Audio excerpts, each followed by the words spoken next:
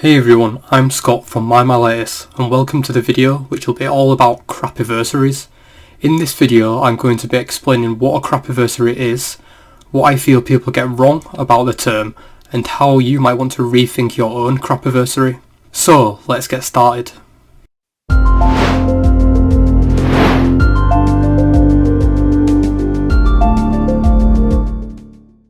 Okay, so what is a Crapiversary? A Crapiversary is an anniversary of a bad event, and in the case of someone with a rare condition, it's likely going to be the day that the symptoms started to appear, or the day which they were diagnosed with their condition.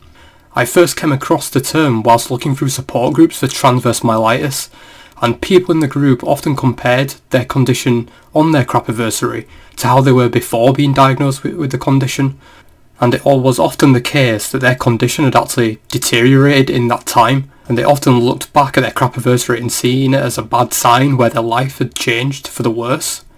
For myself, I regard the 5th of March 2020 as my Crapiversary, which was when I was admitted into hospital with symptoms of transverse myelitis.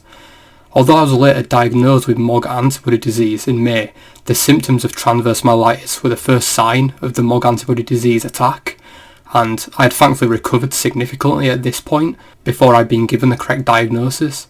And I often view the hospital stay being the lowest point in my time with the condition, and this is a point in time which I look back on and reflect on, as I've recently had my first Crapiversary in being diagnosed with a rare condition. Since it is now April 2021, it's been over 1 year since I had my initial attack of MOGAD antibody disease, and I'm going to explain to you how I viewed my Crapiversary and to hopefully give people a bit more of a positive slant on how to view this Crapiversary and the big change that's happened in their lives.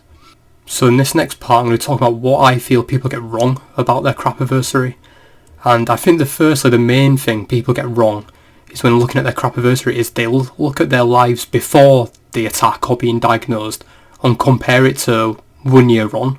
By doing that, I think if you've got a rare condition or some form of health condition, being able to fully recover to the point where you were before you had the condition is likely slim, especially in terms of these rare neurological conditions.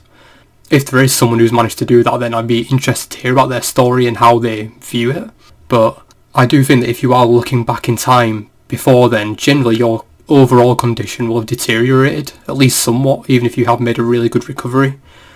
But what I think people should look at instead is they should look at the progress that they've made since that lowest point in time of being diagnosed, and where you are now and what progress you made, and reflect on that instead. And I think a lot of people will actually find they've made really good progress in terms of their recovery or their lives in general.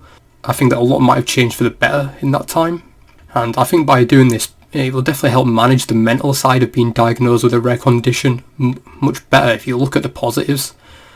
And I do believe if you look hard enough you will find some positives in going through this whole ordeal of being diagnosed and living with the condition.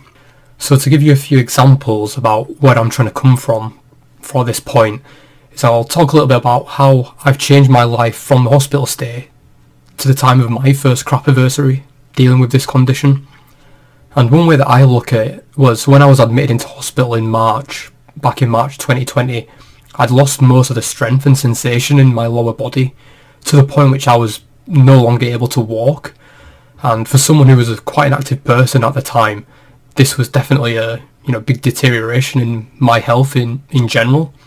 And now, whilst I was in hospital recovering, a lot of effort was spent by me and the other healthcare professionals around me into physiotherapy, and me to be able to give the chance to recover the best I can.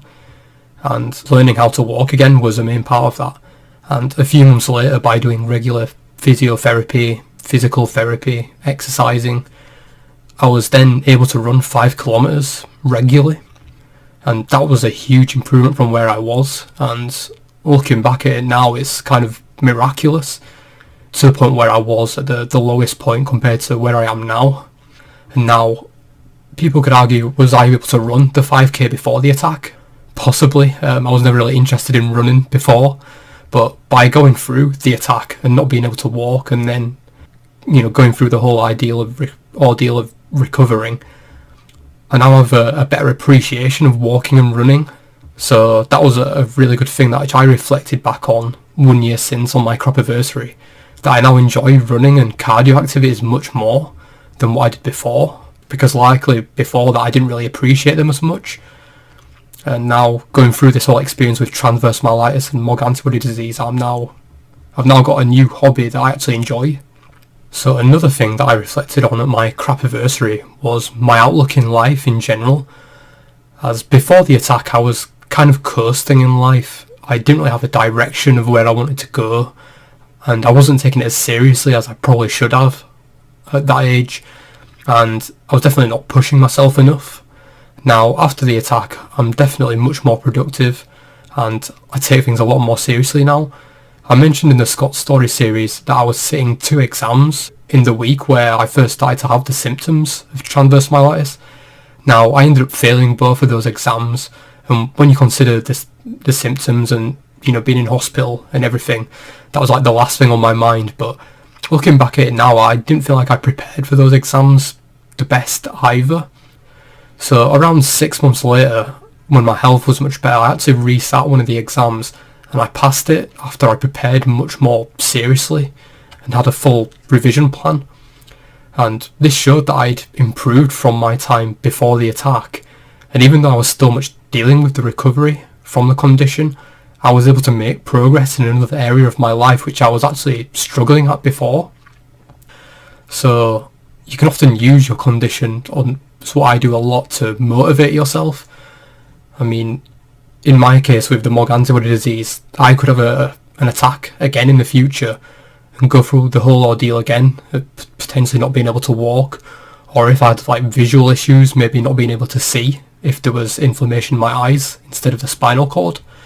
And I can't say for certain whether it will or happen again, but if I've got this little, this playing a little bit in the back of my mind, it kind of encourages me to push on and actually, go out and do things in the day. So that's what I use a lot to motivate myself now, is I don't know what could happen in the future, so I need to make the most of the time that I have right now. And an example of this which I reflected on, was starting my Myelitis and creating content to help people with similar conditions. I mean, before the attack, I wouldn't have put myself forward to, start up a YouTube channel, start up a website, and, help other people. It wouldn't have been my sort of thing. But now after going through all this, I'm now much more confident and, able to see that I need to push myself and do something with my life rather than sit around and do nothing for most of the time as to what I was doing before. And the feedback that I've had with my Myelitis has been great so far, and I'm glad to be helping people, and that they're able to look at my story and it being able to relate to it, and some of the solutions that I've had which have improved my life dealing with the condition has also helped them when they've implemented it, which is great. If all the information that I'm putting out is helping people with their own recovery, then I do want to grow this as much as possible so that as many people as possible are able to have access to this information to ultimately improve their health. And creating my Myelitis has also enabled me to start fundraisers for worthwhile causes, including those supporting initiatives for MOG antibody disease and related neurological conditions. So the fundraiser that we're doing at the moment is the Leeds Park Challenge, and you can click the link in the top right hand corner up here somewhere, which will take you to the video to explain a bit more about it.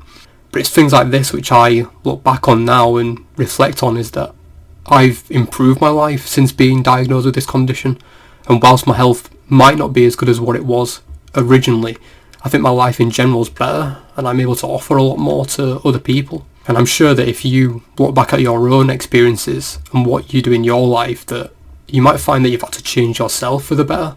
So thank you for watching the video, and if you've enjoyed it, please be sure to give it a like and subscribe, and share it with anyone else who may benefit from learning more about handling Crapiversaries. Let me know in the comments section below how you've improved or bettered your life at your first Crapiversary, if you've had experience with a rare condition, as I'd be really interested to hear it. So I've been busy working on the website lately, and I've had quite a few health updates too, which is why I've been a bit slow on the videos on this YouTube channel. but I've got a few updates to say, so I'll probably post a channel update video again, just to keep you guys informed about what's been happening. So thanks again, and I'll catch you in the next one.